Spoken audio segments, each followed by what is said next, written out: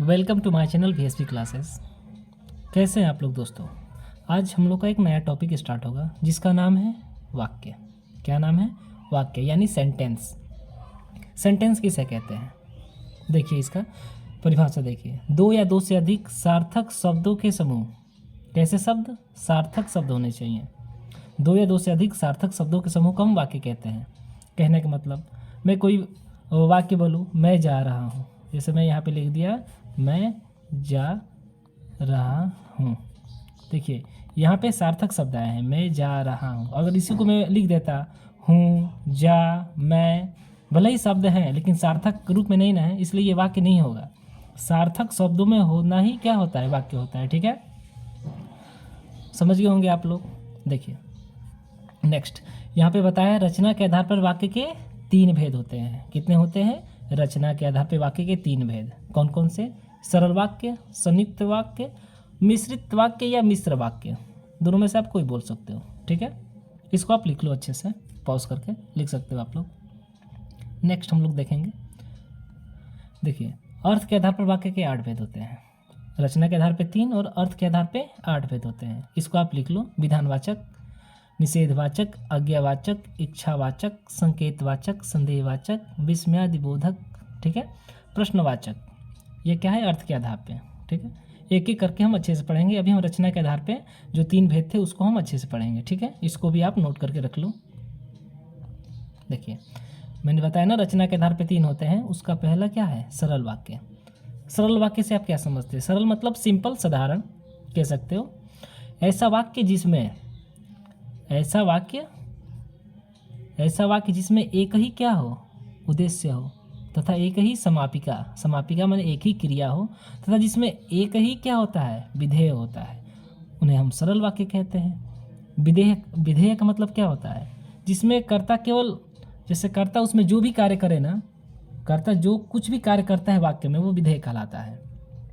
जैसे आप एग्जाम्पल से समझेंगे, श्याम बाबू प्रतिदिन पढ़ने जाते हैं। उनके एक ही उद्देश्य है, अभी पढ़ने जा रहे हैं। समापिका एक ही है, पढ़ना।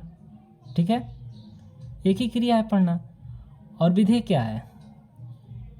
विधेय में मैंने क्या बताया आपको कि कर्ता जो कुछ भी कार्य करता है, इसमें पढ़ने वाला कार्य हो रहा है प्रतिदिन का, ये सारे विधेय हो जाएंगे। ठीक है, सेकंड, हिमांशु आर्यन को पीट रहा है। वैसे ही आप समझ जाएंगे, एक ही क्रिया है, क्रिया यानी एक ही समापिका है, उद्देश्य भी एक ही है, क्या? पीटने वाला।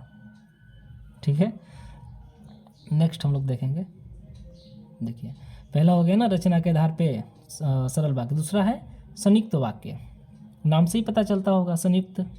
जब दो सरल वाक्य, दो सिंपल वाक्य यानी सरल वाक्य आपस में और, या, फिर भी, किंतु, परंतु, लेकिन, अथवा, पर आदि के साथ जुड़े हों। ठीक है, मतलब ऐसे वाक्य आएंगे जिसमें 2 सरल वाक्य होंगे और एक ऐसा वर्ड होगा, शब्द होगा, जो इन दोनों को जोड़ने का काम करेगा। ठीक है, तथा इनको खंडित करने पर ये 2 सरल वाक्य में क्या हो जाएंगे? टूट जाएंगे। वही संयुक्त वाक्य होता है। जैसे देखिए इनमें देखिए और आया है ना, जैसे दिन ढल गया और अंधेरा बढ़ गया। ये 2 सरल वाक्य है ना, और ये क्या कर रहा है? ये दोनों जोड़ने का काम कर रहे हैं दोनों को। तो ये आपका क्या हो जाएगा? संयुक्त वाक्य हो जाएगा। मैं बहुत तेज दौड़ा फिर भी ट्रेन नहीं पकड़ सका। तो फिर भी क्या है यहाँ पे? संयुक्त वाक्य है। ठीक है, आप यहाँ से समझ सकते हैं। नेक्स्ट, फिर एक मिश्रित वाक्य। मिश्रित या आप इसको मिश्र भी कह सकते हैं, मिश्रित या मिश्र वाक्य।